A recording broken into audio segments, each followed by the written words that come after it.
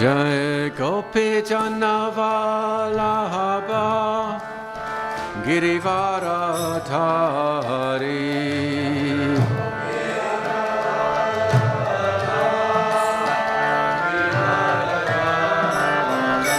Jai Gopi Jannavalabha Girivaradhari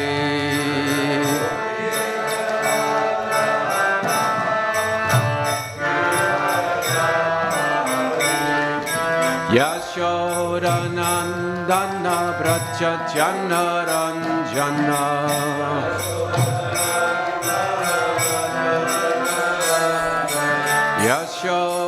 Yashodanandana Braja Janaranjana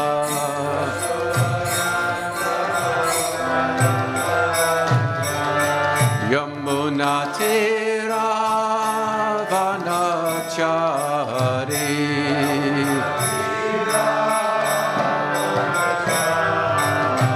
Yamuna Tira Vanachari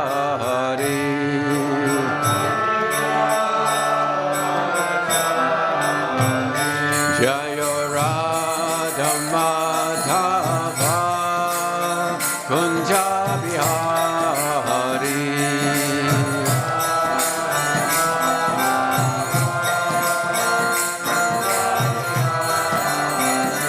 Jaya Radha Madhava Kunja Bihari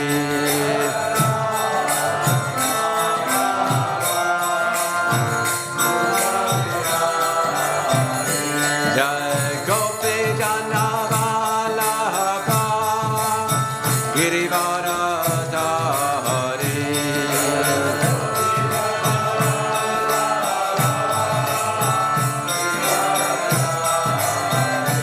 Jai Gopi Jannavalabha Girivaradhari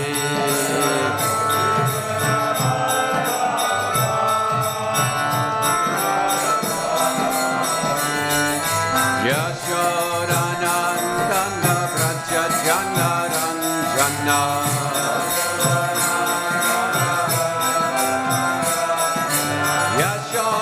Yashodanandana Braja Janaranjana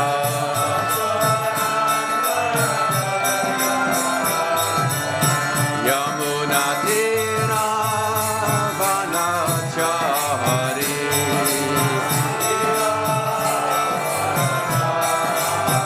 Yamuna Tira Vanachari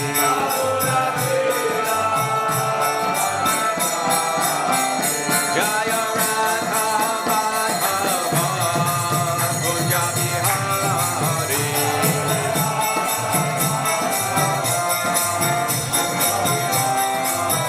Jaya Radha Madhava Kunja Bihari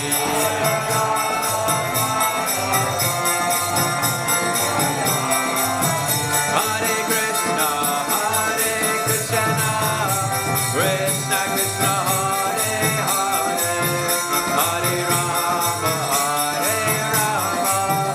Rama Rama, Hare Hare.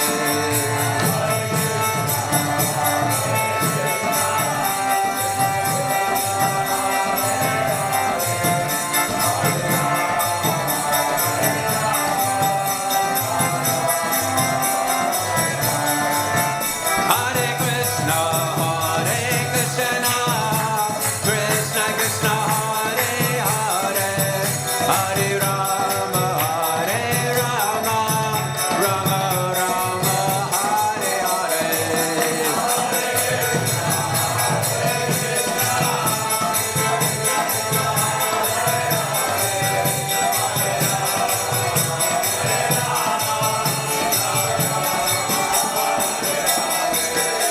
Hare Krishna,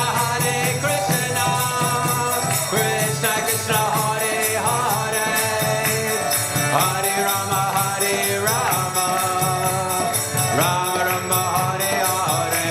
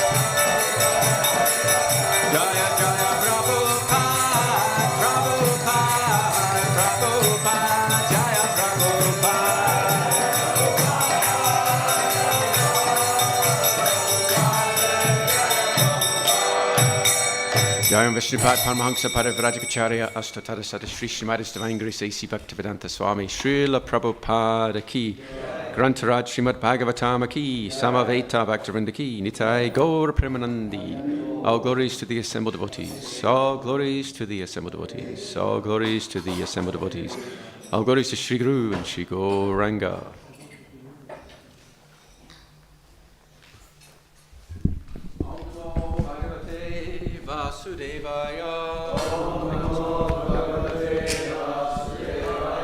Om Namo Bhagavate Vasudevaya. Om Namo Bhagavate Vasudevaya. Narayanam Namaskritya Naram Chaiva Narottamam Devim Saraswatim Vyasam Tato Jayamudirayat Nasta Prayashva Bhadreshu Nityam Bhagavata Sevaya Bhagavatyuttama Shloke Bhaktir Bhavati Naishtaki. Srimad Bhagavatam, Canto 3, Chapter 5, text number 32. It's a short verse, only 2 lines. Thank you. Short purport too. Please repeat. Tamaso Bhuta Sukshmadir Yata Kang Lingam Atmanaha. Tamaso Bhuta Sukshmadir Yata Kang Lingam Atmanaha. Tamaso Bhuta Sukshmadir Yata Kam Lingam Atmanaha.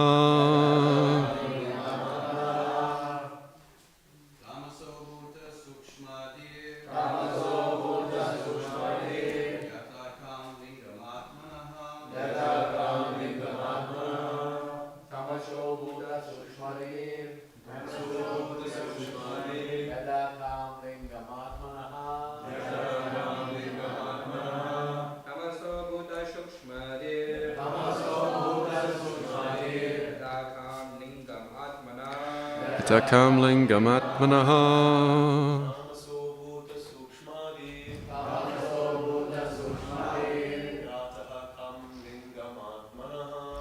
Takam lingam atmanaha.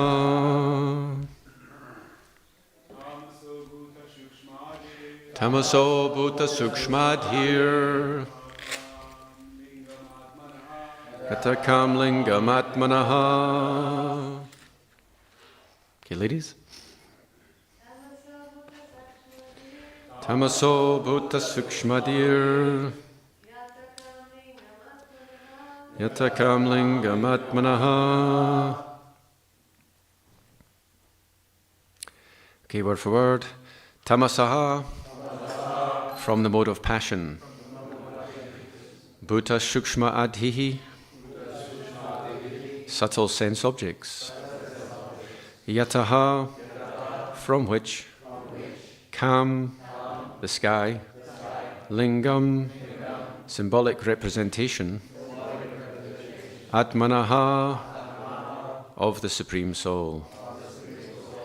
Translation and purport by His Divine Grace Srila Prabhupada. Srila Prabhupada ki jai.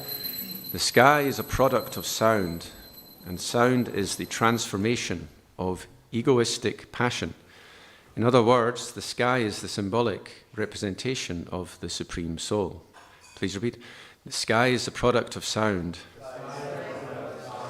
and sound is the transformation of egoistic passion. In other words, the sky is the symbolic representation of the Supreme Soul. So the purport. In the Vedic hymns it is said, Etasmad atmanah akashaha sambhuta. The sky is the symbolic representation of the Supreme Soul. Those who are egoistic in passion and ignorance cannot conceive of the personality of Godhead. For them, the sky is the symbolic representation of the Supreme Soul. Tamaso bhuta sukshmadir yatakam lingamatmanaha. The sky is a product of sound, and sound is the transformation of egoistic passion. In other words, the sky is the symbolic representation of the Supreme Soul. Om Jnanatimrandasya Jnananjana Shalakaya Chakshurun Militam Yena Tasmai Shri Guruve Namaha Shri Chaitanya Manobistang Stapitam Jena Bhutale Swayam Rupa Kadamayam Dadati Swapadantikam Bande Hang Shri Guru Shri Uta Padakamalang Shri Gurun Vaishnavangscha Shri Rupam Sagra Jata Sahagana Raghunathan Vitang Tang Sajivam Sadvaitam Savadutam Parijana Sahitam Krishna Chaitanya Devam Shri Radha Krishna Pada Sahagana Lalita Shri Vashakan Vitangscha He Krishna Karuna Sindho Dinabando Jagatpate Gopesha Gopika Kanta Radha Kanta Namastate Tapta Kanchana Gaurange Radhe Brindavaneshware Brishabhanu Sute Devi Pranamami Haripriye Vanshakalpa Tarubhyascha Kripa Sindhubhya Evacha Patitanam Pavanebhyo Vaishnavebhyo Namo Namaha Jai Sri Krishna Chaitanya Prabhu Nityananda Shri Advaita Gadadhar Shri Vasari Gaura Bhakta Vrinda Hare Krishna Krishna Krishna Hare Hare Hare Rama Rama Rama Hare Hare. So my thanks to the organizers for giving me the chance to speak, and I request all of your blessings that I can say something relevant to today's verse, and hopefully I will inspire at least one person. Well, not I will, maybe Krishna will act through me, hopefully, to inspire at least one person to distribute Prabhupada's books, because today is the beginning of the summer marathon, running up to Ratha Yatra. And while we're on the topic of Ratha Yatra, I have 2 spaces in my car, and I'm going to Ilford Avanti School tomorrow, leaving at 8:40 a.m. in the morning for a Ratha Yatra, followed by another Ratha Yatra, followed by another one, because it's all day Ratha Yatra at the school, in the school grounds. And it's wonderful preaching, because when you try and distribute Prabhupada's books on the street, most people walk past you. But when you chant Hare Krishna in the Avanti school, all the children, they just follow along, because they do what the teachers tell them to do. And that's really nice. So it's really easy. It's like preaching at Glastonbury, because for some reason, people suddenly become open-minded at the Glastonbury festival. So when you start chanting Hare Krishna, they all join in. At one point, I was saying things like Prabhupada Ki, and the crowd were going, Jai. They don't know what they were talking about. But everyone just takes part. And so it looks like they're devotees, and of course they're not really knowing what they're doing. But there's certain situations where preaching is very easy, and we take advantage of them. But on the street, preaching is not necessarily so easy. But, no pain, no gain, as the saying goes.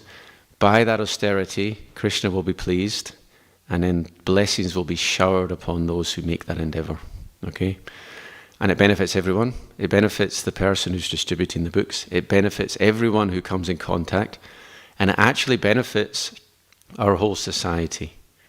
Prabhupada said this movement cannot be destroyed from outside, but it can be destroyed from inside.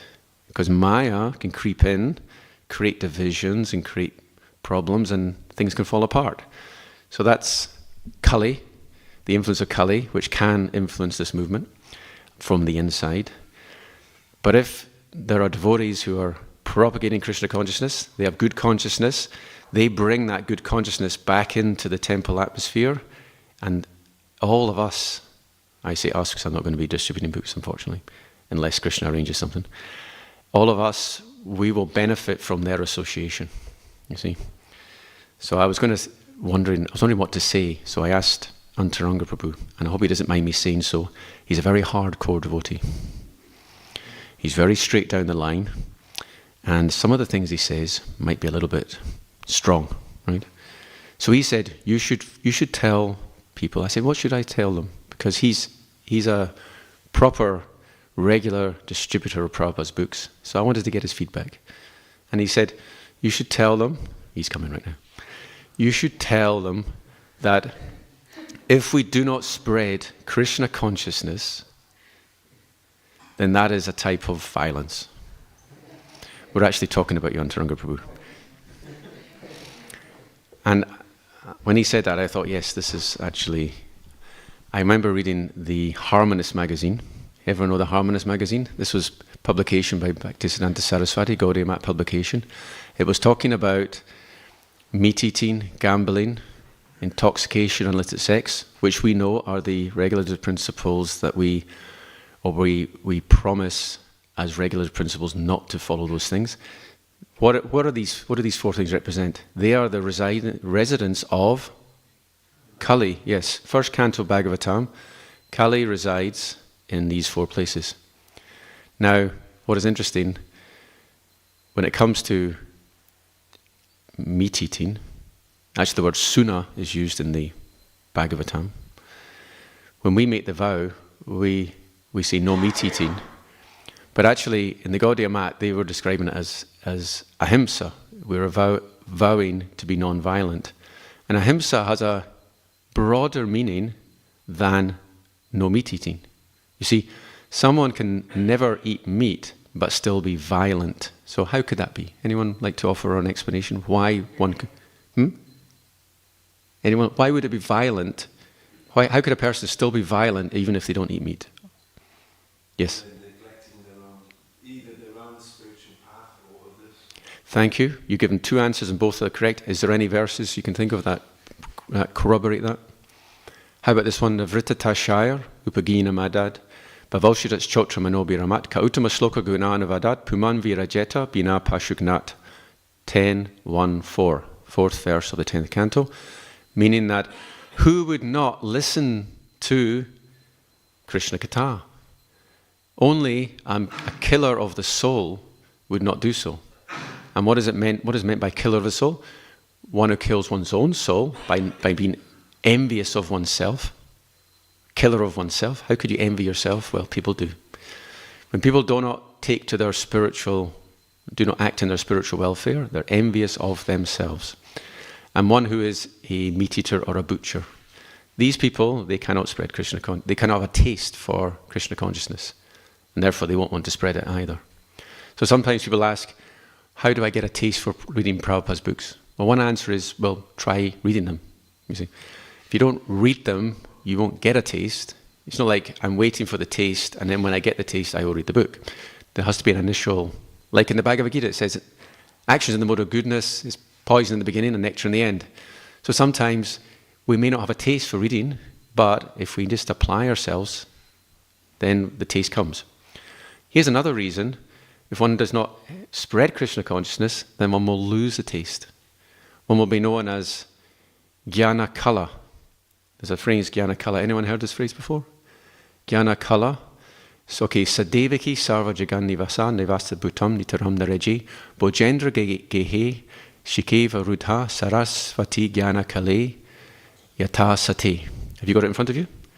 Okay, this is our sloka machine. I was going to ask for someone to give him the mic so that he can give the translations when I give a sloka, because I don't memorize the translations. This is also from the 10th canto.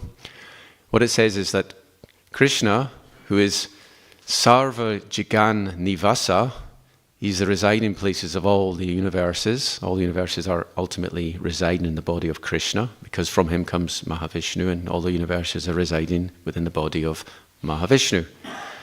Koti Brahmanda Vigraha, he's known as the residing place. As Vishnu, he is Koti Brahmanda Vigraha, meaning innumerable Brahmandas reside in his body. Did you find the verse? Sadevaki, type in Sadevaki, Sarva Jagan Nivasa, and then we'll get this translation. And you read it. Just read it. No. Just read it. There's the mic for you. Devaki then kept within herself the Supreme Personality of Godhead, the cause of all causes, the foundation of the entire cosmos. But because she was under arrest in the house of Kansa, she was like the flames of a fire covered by the walls of a pot, or like a person who has knowledge but cannot distribute it to the world for the benefit of human society. Thank you very much. For me, this purport describes, how we have a duty to preach. So I like this verse because it's Krishna's birth, but it's tied in with Lord Chaitanya. So Jari Teki Tarakoha Krishna Padesh Amaragyai Guru Hai Tare Desh. So everyone we meet, we must spread Krishna consciousness. And actually, if you read this section of the Chaitanya Charitamrita, it's Mahaprabhu speaking to the Kurma Brahmana. After that, there's a verse that says, actually, he was telling this to everyone he met, Mahaprabhu. It wasn't just to the Kurma Brahma. He was telling everyone, whoever you meet, tell them about Krishna, you see. So if we distribute knowledge, we remain in the flow, the Sankirtan flow, and we get the mercy in the form of Vayam tu navatripyama uttama shloka vikrami yat srinvatam rasagainam svadu svadu pade pade. We get the blessing that we become never satisfied with hearing about Krishna. So one answer, going back to my original question, how do we keep a taste? One answer is to read. If you don't read, you're not going to get a taste for reading. Another answer is to distribute. And if you don't distribute, you're known as Jnana Kala. So Krishna, he's compared to Jnana Kala here because he's in the house, in the prison house of Kamsa, so he's covered. Of course, he represents truth. He is personification of truth, but he's in the house or prison house of Kamsa, so he's kind of covered. So one who has knowledge but cannot distribute it, that person is known as Jnana Kala, and we don't want to be such people. So going back to the Harmonist magazine, when it's describing the regulative principles, we vow no meat eating. But if you want to take it to the next level, you could say, I vow never to not give people Krishna consciousness at every possible opportunity. And then you're less likely to be in the lap of the witch called Maya, which was part of our kirtan today. So if we want to keep out of Maya, of course we do, then we have to push for spreading Krishna consciousness, and then we get the blessings of the acharyas. Now, I'm going to tie this in a little bit with today's verse. Which branch, of course there are, when it comes to, the goal is Krishna Prema, but the methods may differ.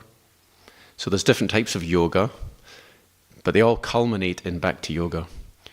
And they are, not only do they culminate in Bhakti Yoga, but they are Bhakti Yoga. So can anyone tell me some of the types of yoga which both are and aren't Bhakti Yoga? In one sense they are, in another sense they aren't. Yes? Buddha Yoga, thank you. And how would you describe Buddha Yoga? Could you give it a definition? It's a tricky one.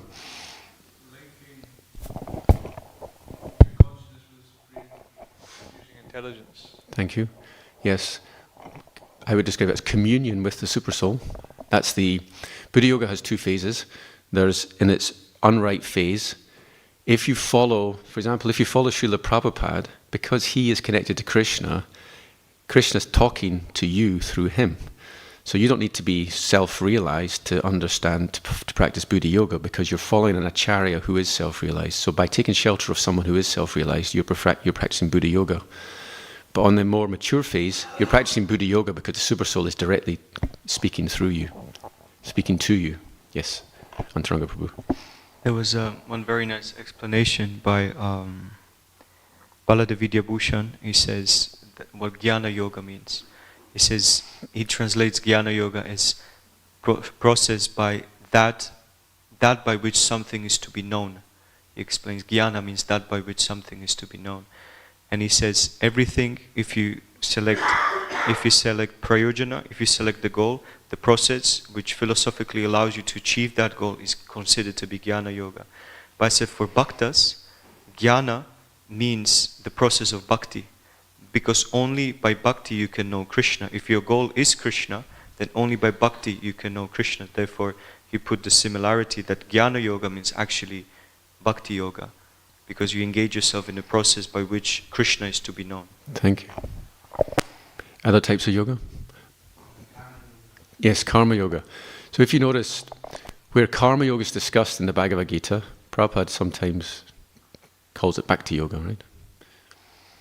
So now I'm going to say something which is not denigrating book distribution. Sometimes there is foolish people.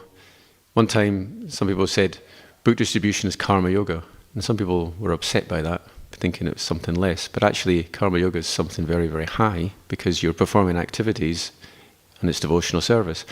And it doesn't stop becoming karma yoga when you have full devotion. It's bhakti yoga. It's karma yoga with either mature bhakti or it's karma yoga with immature bhakti. But either way, it's bhakti. So book distribution can be described as karma yoga and also as bhakti yoga. And in some sense it can be described as the highest form of bhakti yoga, because it's, as Prabhupada once said, it's the mood of the gopis. Because there was let's say there was a disagreement in our society at one point, because Rameshwar said, distributing Prabhupada's books is the mood of the gopis. And someone said, oh, how is it? How is it? And they asked Prabhupada, and Prabhupada said yes. Why did Prabhupada say yes? Because the gopis like to bring others to Krishna, right? So, karma yoga. So if we perform book distribution, we're performing karma yoga. Now, before I carry on, give me another type of yoga that really relates to this verse. Sankhya, yes. So where else do we find Sankhya yoga in the Srimad Bhagavatam? Yes, this is third canto, chapter 5. Vidura talks with Maitreya. Where else in the third canto? Kapiladev, yes. And where else in the Bhagavatam? It's also in the 11th canto, in the Uddhava Gita. You'll find it a lot. It's there a lot in small amounts. It's there in a big amount in Kapiladev's teachings, yeah. So the Bhagavad Gita says, Sankhya yoga pritagbala pravadanti napandataha ekam apyastita samyag ubayor vindate palam. Those who think, can you get the verse up? Get there.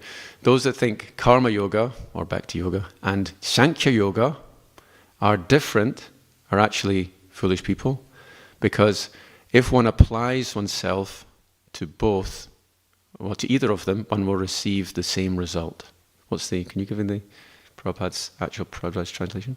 Only the ignorant speak of devotional service, karma yoga, as being different from the analytical study of the material world, Sankhya.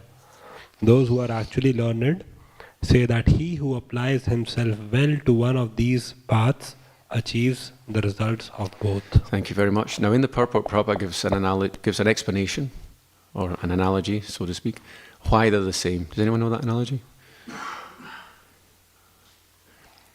At least what he says is, Sankhya is like searching for the root, Sankhya yoga.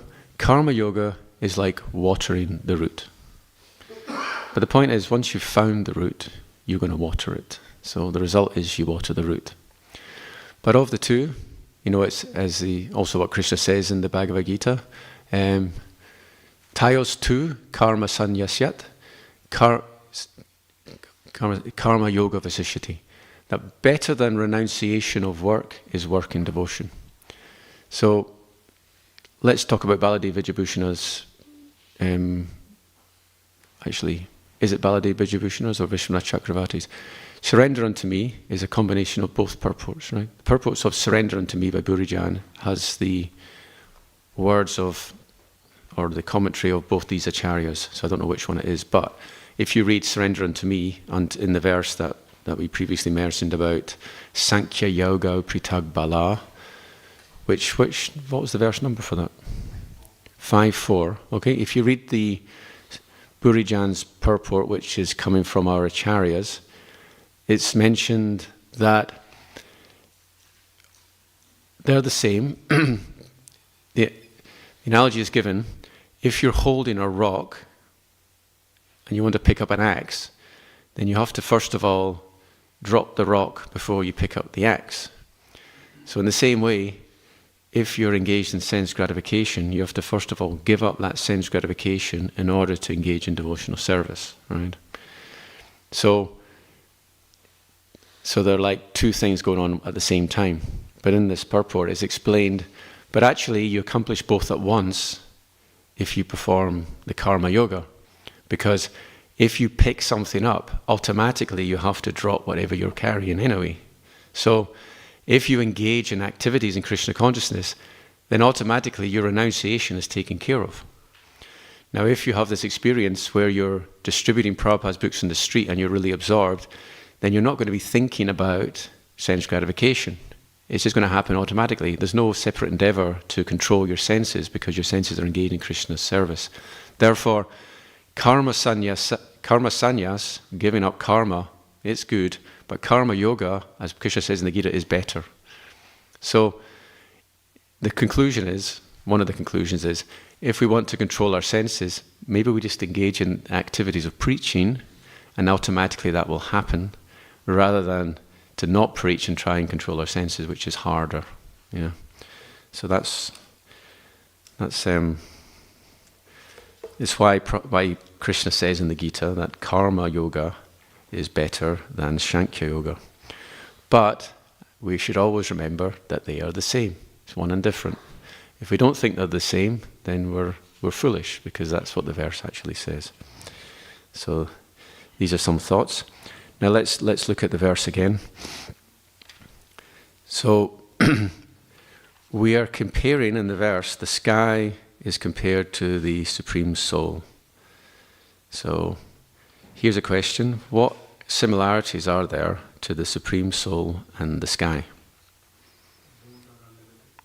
Yes, exactly. That's one of the things I was thinking of.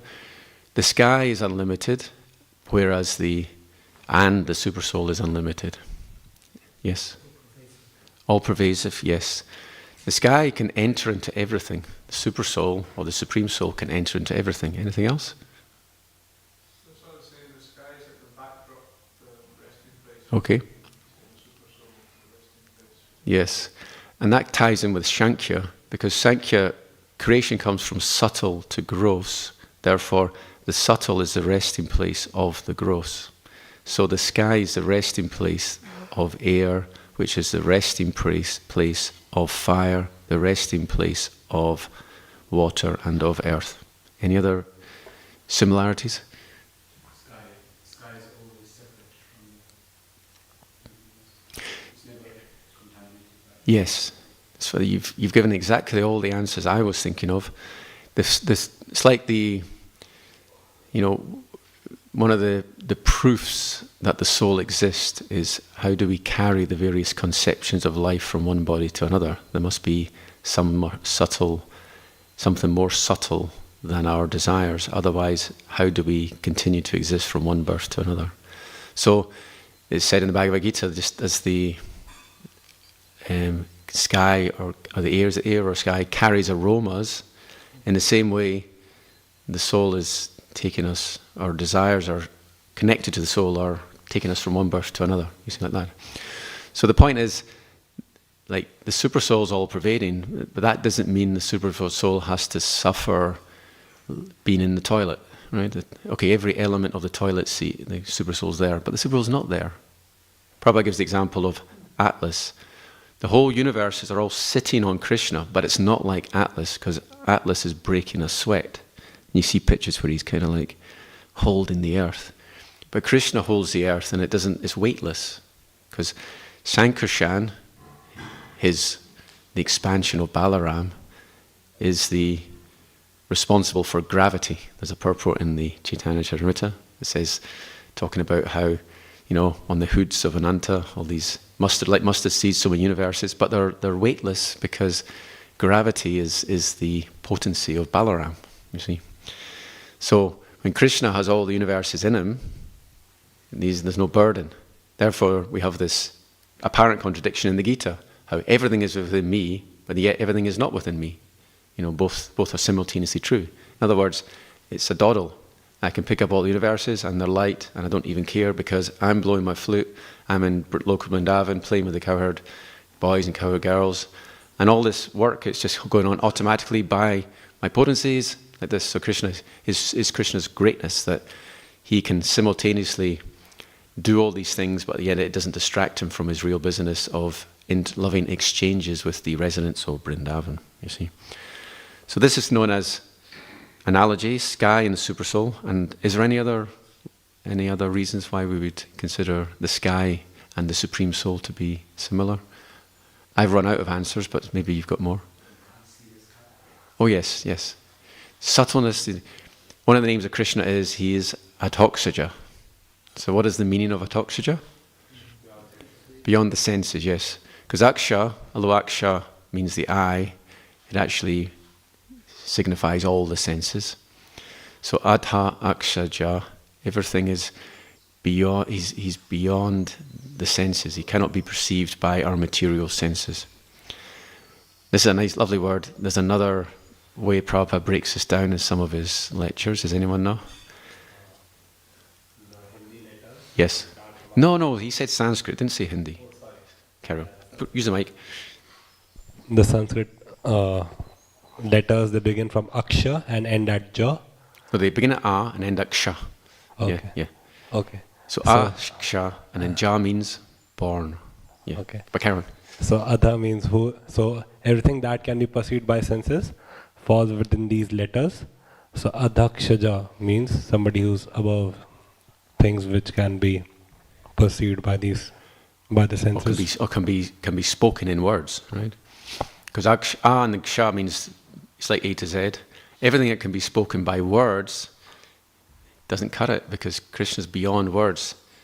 You know, like the Bhagavad Gita talks about the soul. Some describe the soul as amazing. Others, even after hearing about it, cannot understand it at all. In other words, our words will never do justice. It's often said in the scriptures, Anantas, with his unlimited mouths, he can talk, glorify Krishna, but you'll never come to the end.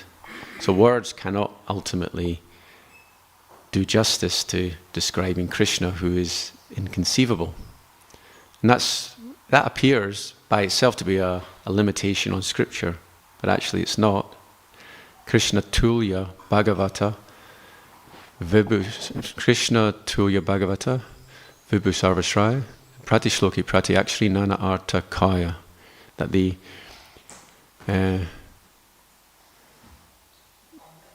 Bhagavatam is equal to Krishna, and Prati Shloki Prati Akshari Nana Arta Kaya, every syllable even has innumerable meanings. So on the one hand, we can say that words cannot describe Krishna, but in the scriptures, they are Shabda Brahma, they're spiritual sound, therefore they can describe Krishna. Because every syllable has multiple meanings. And if there's Hari Parsha Prabhu, he's a wonderful Sanskrit scholar, he's in ISKCON. When he analyzes slokas, he pulls out all these other meanings that are there. Sometimes he's doing, the acharyas are giving these other meanings, and he shows how the verses have multiple meanings. Shri Shri Radha Gokulananda Ki Jai, Shri Shri Ram Lakshman Hanumana Ki Jai, Shri Shri Gaur Nitai Ki Jai. So the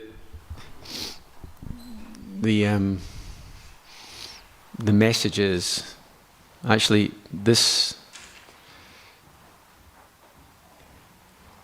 In the purport, Prabhupada said, those who are egoistic in passion and ignorance cannot conceive of the personality of Godhead. For them, the sky is a symbolic representation of the soul. So this is an example where someone cannot conceive of the eternal form of Krishna.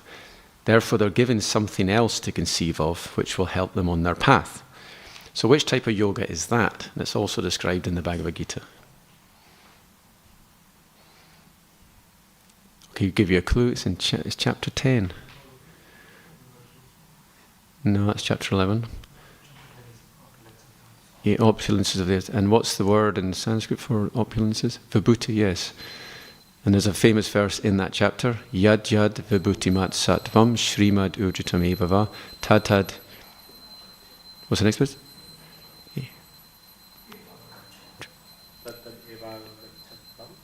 Mamate jongsha sambhavam, right? That whatever things that you see in this material, whatever wonderful things you see, they spring from but a spark of my splendor. So this is a wonderful chapter because Krishna's describing the glories of the creation, the lion, the ocean. I mean, lions are so wonderful. I mean, that's how do you make money? Have a zoo, put in a lion, everyone pays lots of money because they all want to see a lion. Lions are really worth seeing, you know. And then people like to drive in their car through all the traffic just so they get to the seafront, so they can have a break from the boring life and they can just look at the ocean and they just feel very happy. Yeah, these are some of the opulences. But after saying all that, Krishna goes, by the way, that's that much. It's so small. Wait till you get to know me personally. It's just on another league. And Krishna can say that because, you know, Krishna on Dwarka, what does he do in the morning? He meditates on himself. And if we did that, well, you'd be very popular in ISKCON. You'd be called a big egotistical person, right? So we don't copy Krishna on that. We meditate on, copying Krishna means we meditate on Krishna. Okay, Krishna meditates on Krishna, so we meditate on Krishna. We don't meditate on ourselves. Okay, that's what it means to, that's what Krishna's teaching us there. So Krishna can do that. He's got, because he's just so wonderful, and he can just say it as it is. I'm really great, and if you meditate on me, that's the best thing you can possibly do. And we'd all love to say the same about ourselves, but in actual fact, we can't really do that, okay? So yeah. So this is Vibhuti Yoga. So in some ways, this verse is got a bit of Sankhya Yoga, a bit of Vibhuti Yoga, and I tied it into Karma Yoga through the book distribution. And that is kind of some of what I wanted to say. And I'm going to pause there, just in case anyone's got comments and questions, and if they don't, I'll carry on. Deepak Prabhu, can we someone pass the mic to Deepak Prabhu?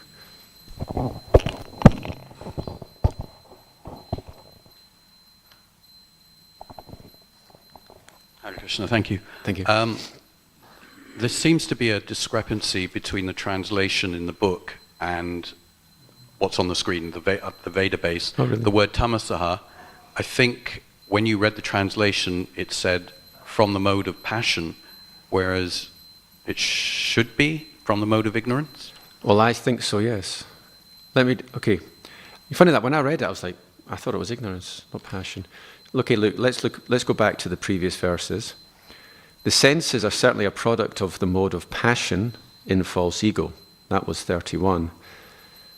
And then 30 was, false ego is transformed into mind by interaction with mode of goodness. So we've gone from goodness, 30, to passion, 31. And therefore, tamasaha, of course, we know the Sanskrit means ignorance. So from the mode of passion seems to be a discrepancy in the book. And I'm favouring ignorance as the correct one on this one. And just to go back further, it said false ego is represented in 3 different modes: goodness, passion, and ignorance. So by the flow of the whole thing, we've now gone through goodness, passion, and sky is tamasa, means ignorance. So yes, thank you for pointing it out. And yeah, when was this printed? We can check. Maybe the new editions don't have this.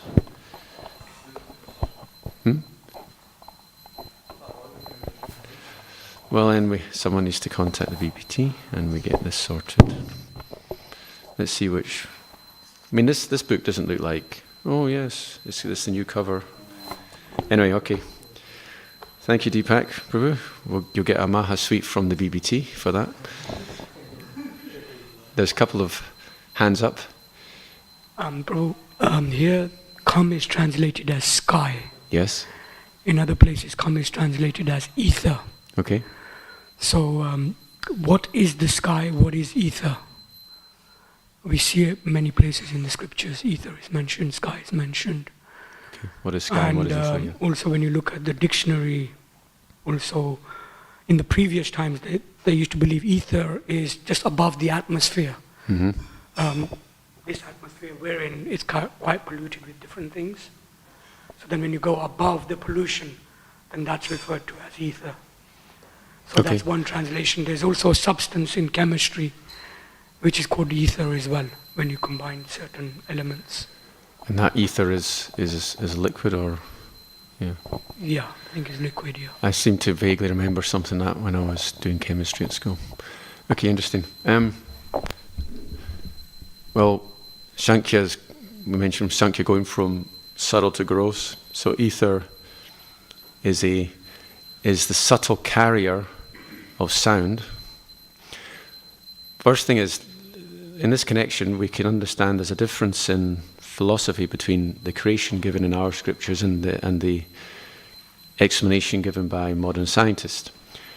Our creation has purpose built into it. So from sound is created, then a medium to carry sound, ether, is created.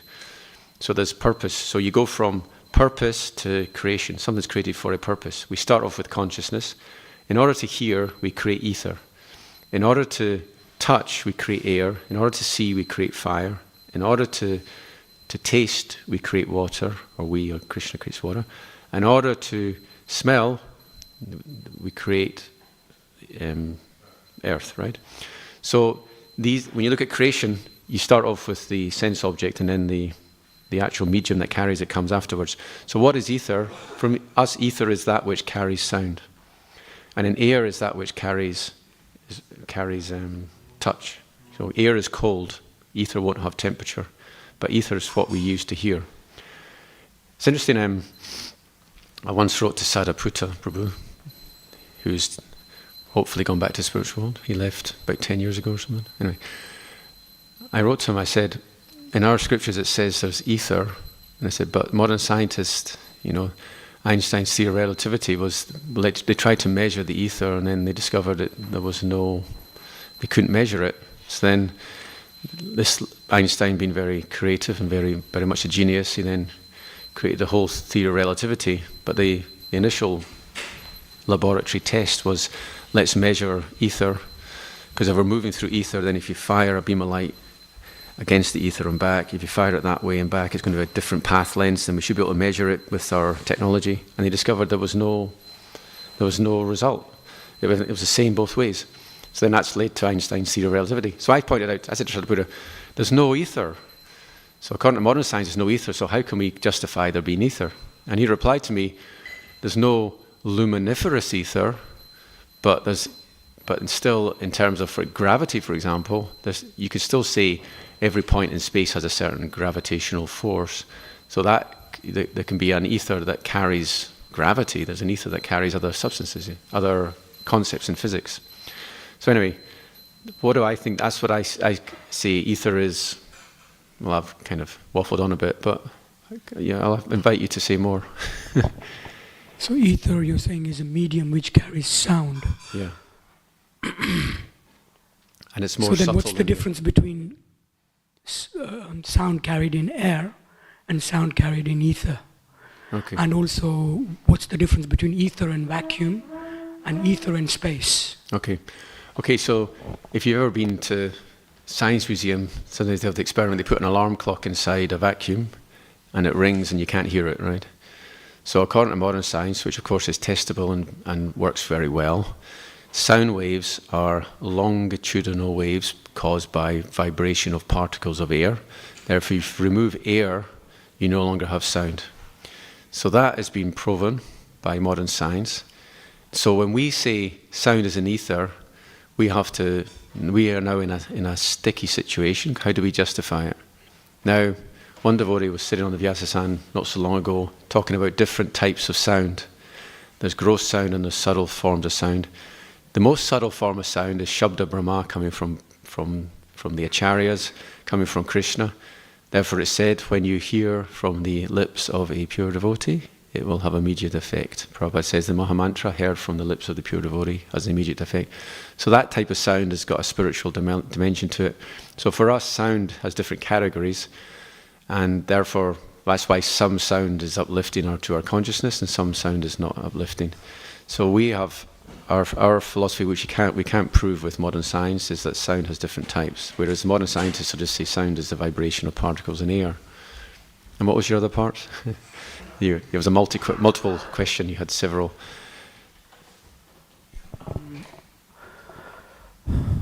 Basically, you can probably space, answer. vacuum. Yeah. And ether, what do you... Yeah. Okay, so my understanding would be a vacuum means you've removed air, but ether's still there, because ether accommodates space. For modern science, they'll talk about space. What accommodates space? And ether is that kind of... How do we describe... If something's got nothing in it, how do we describe how big it is? How do we describe its volume? We say, well, it's a volume, it's space. So you're saying ether is space? Well... Without anything. Is it if? Thank you. So we've now got Prabhupada's statement: ether, space, and ether carries sound. I am the sound in ether. So yeah. Yes, we have 3 hands up here all at once. So we'll take back to David first. Thank you. During the class, you mentioned about karma, and one was karma sannyas, and then karma yoga is superior to that. But I was wondering about how does karma sannyas work, that you can't just stop all action and... How does it work? Yes, because you can't be still all like a statue. That's what's in the Gita itself, right? I mean, so karma, renunciation of work. When Krishna talks about it in the Gita, he just mentions how difficult it is, right? And he gives the example, you cannot refrain from doing something, not even for a moment, because our senses are so active. So the answer is it's very difficult. Prabhupada would often quote, Aruhya krichrena parampada tata patanchido nadrita yushmadangrayaha, 10th canto, that they think they're liberated. What's the beginning? Yanyera vindaksha vimuktimanina tvayasta bhavada vishuddha buddha yaha. Aruhya krichrena padam pada pata tata patanchido nadrita yushmadangrayaha. With great difficulty, the impersonalists, they rise to the platform, param padam, they go beyond the modes of nature, and vimukti manina, they consider themselves liberated. But then they still fall down because they're not getting any juice. Why? Because they're neglecting to worship the lotus feet of Krishna. So the answer is it doesn't work.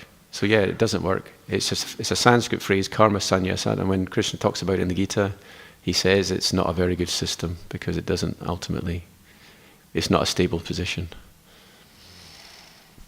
And I've just one thing that mentioned in terms of what I was thinking about in terms of the sky and the super soul is that we looked at the sky in the day and the night for illumination always as well. Thank you. Yes, even at the stars in the sky, we get, just from the sky, we get illumination during the night, the moonlight as well. Thank you. Ananta Purji. You mentioned about sound vibration, subtle sound vibration, and Shabda Brahman, and just highlight points about its transmission. We were in a Highland in Dublin, and big Highland, it's about to appear from nowhere, it's moving up something like during the stages a couple of years ago. And someone recorded it, and then they sent it to me, and you could feel the Shakti when you were doing the Highland, you could feel it, the vibration, you could feel it. Mm-hmm.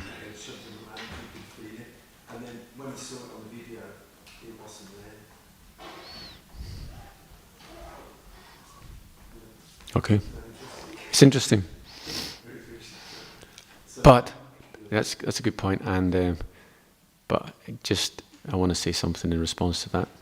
One time, devotee sent a tape to Prabhupada. Prabhupada wrote back, all the super excellent qualities of kirtan are present on this tape. So we can get spiritual empowerment through tapes as well. But it's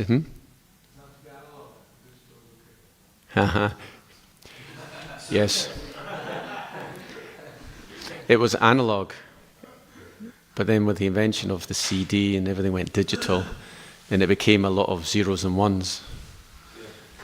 Now, my own experience, I use an iPod, which is digital, and I stand by it. I think it's good. I think you can get some. I think the Shabda Raman can go through the zeros and ones and enter into your heart chakra.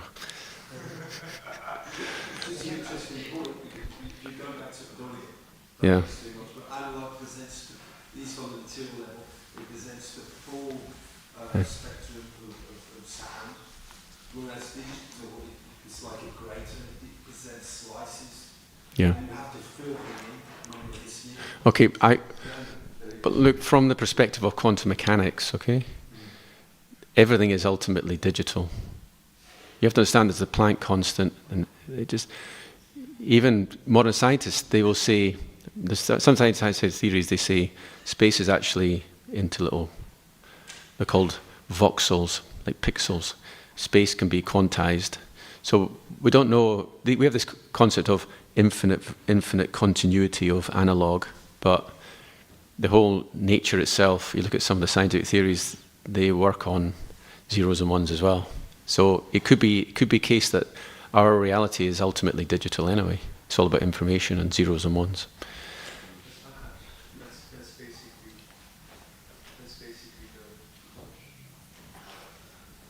It's basically the sky or the Akash. Akash basically means it's a fundamental blueprint of creation. And as we said, everything stems from Akash, Yeah. or basically from sky. Therefore, you can even say, not even quantified or presented as a sky or a space, but as an information. And from that information, everything else stems. I mean, when we speak about Akash, when we speak about mantras, sound vibrations, whichever form or shape, that's Akash. That's the sound vibration. And ancient Brahmanas, they've been qualified to a degree that they can manifest objects. One of the siddhis is actually creation. And that creation comes from Akash, from perfect sort of a manifestation or utterance of that mantra. From that mantra, from sound comes physical form, physical shape. So ultimately everything is actually information. When we try and say that a medium prevents flow of mercy, in some sense we're being a little bit atheistic, because Krishna's all powerful, he can do whatever he likes, and the Acharyas as well. So Prabhupada wants to communicate with us through digital, then his potency he's not going to be scratching his head, I can't get it to work because of the zeros and ones. If we get the old tape system back, then my proper Shakti will flow through, because he's got the power to influence us. Even when there's no tape, he can communicate with us. So, yeah. Deepak, okay. I'm a bit confused over it. Yeah, okay. Sorry, I was going to ask you, but okay, Deepak, go for it. It was just a quote that came to mind when you were talking about Shabda Brahman being transmitted through tapes. Prabhupada said, the potency of transcendental sound is never minimized because the vibrator is apparently absent. Yes, thank you. Is that's from the second canto, is it? Is that a purport? I think so, it's a purport, yeah. Yes, it's a purport where it says that. It's not minimized by the absence of the vibrator. I think it's how Lord Brahma received instruction from Krishna. Yeah. But just to pacify the Lipvadis, when Prahladananda Maharaj, Prabhupada Memories, he gave the example. So he's in a temple, Prabhupada came, and he said the whole atmosphere turned into Vaikuntha. Everything was just like Vaikuntha, and then after Prabhupada left, it went back to some other state of being, which was not on the same level. Just the association of the pure devotee, and woof, things can go up to a higher level. But anyway, Prayojan Prabhu.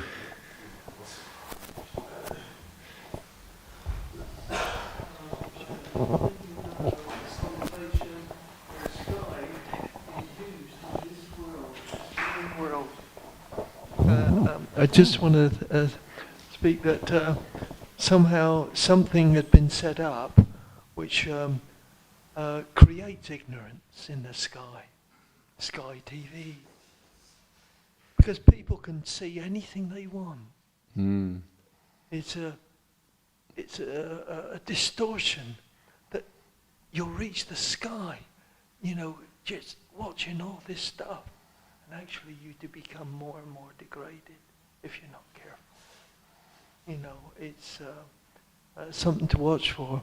But also, I got here, it's Srimad Abhisuni Chena. No, there's one, it says here, O Almighty Lord, in the Shiksastikam, I have no desire to accumulate wealth, nor do I desire beautiful women, nor do I want any number of followers. I only want your causeless devotional service. But Actually, the way I see it, oh Almighty Lord, I don't want my desire. It's don't give me it. Don't give me my desire to accumulate wealth, because I know I like money. Actually, it's a weakness I have. I don't want women. I don't want to want women anymore. Please don't tempt me. Please don't let me have them again. And because that's a weakness. I'm glad there's no ladies about. So that's something to consider. And it says, I don't want followers, but actually, I always liked people liking me. And so I don't, I don't want to want followers. And then it says,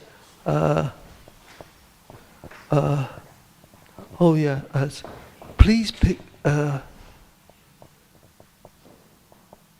it says then, please pick me up from this ocean of death and place me as one of the atoms at your lotus feet. That means I don't want to surrender to anybody, to me. I don't want to be an atom at anybody's lotus feet. No, I want to be more than that.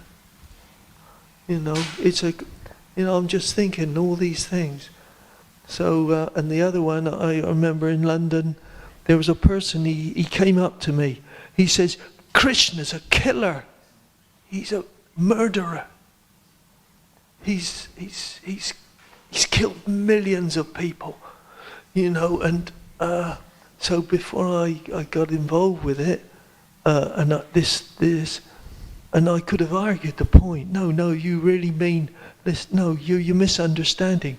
In fact, I didn't bother. He was so angry, and I would have brought myself down to his level just to even answer it. So I left to get out there, because he would have got even more angry. Okay. Yeah. Thank you. Get out of the way. Canto Srimad Bhagavatam ki, Prabhupada Marathon ki jai, Samaveta Bhaktivinoda ki, Nitai Gaura Premanandi.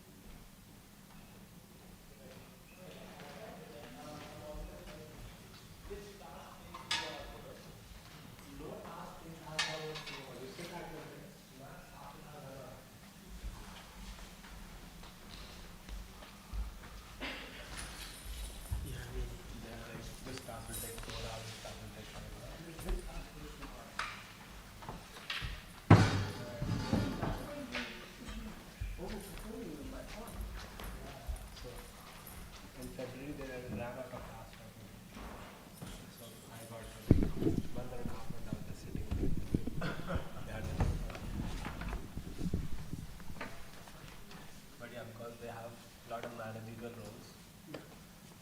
So that way they are skillful than me, more skillful than me. And they know some backend also. So I don't know backend at all. And I'm too lazy to learn it. So what's the next step? I need to learn backend, need to get promoted. Means manager's promotion happens by the number of direct reports getting promoted. So I need to get promoted now. Can you become a manager? No, just one step up. I'll still be a coder. Alright, okay, thank you. Did you go to Swami Bhagwan Keshav Maharaj Sangeetan yesterday at Soho?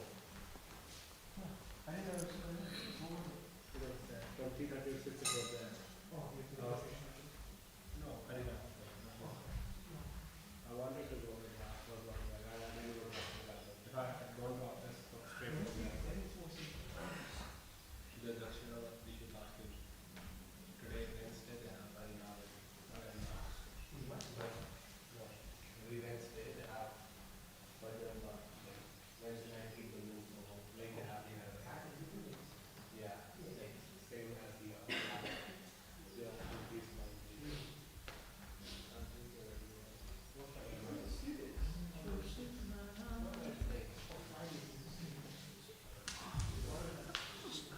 but like those kids were not kids. That's it.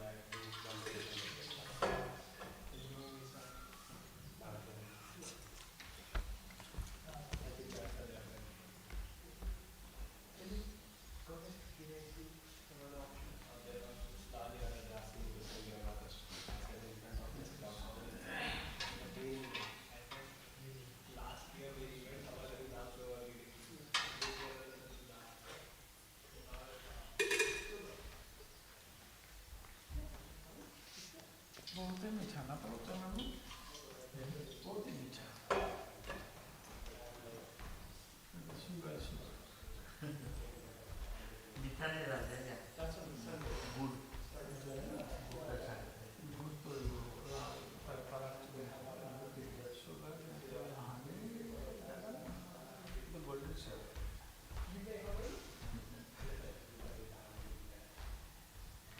Nepal में तो गुड़ डालता है गिला गुड़ में भी थोड़ा ये होगा हाँ मैंने खोला ना झटका है लेकिन चेकर बहुत बड़ा बड़ा झटका लगा छोटा छोटा मिलता है अच्छा है लेकिन गुड़ तो ओरिजिनल काला वाला ही और ये वाइट वाला छोटा छोटा उसमें वो चीनी जैसा है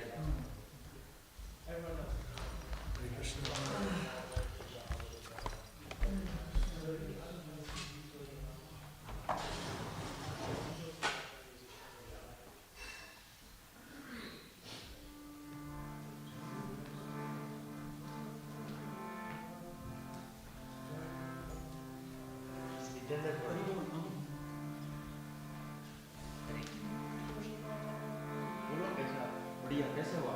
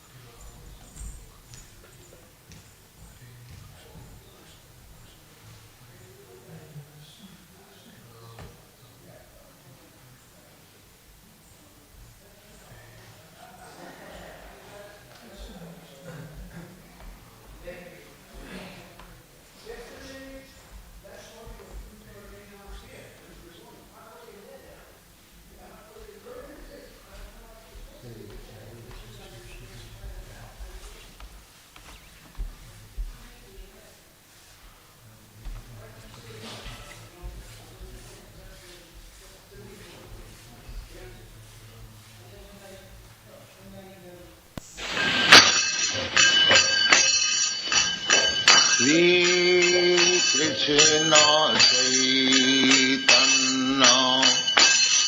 Prabhu Nityananda. The following is a class. Hare Krishna Krishna Krishna Hare Hare Hare Ram Ram Ram Hare Hare Hare Krishna Krishna Krishna Hare Hare Hare Ram Ram Hare Hare Hare Krishna Krishna Krishna Hare Hare Hare Ram Ram Hare Hare.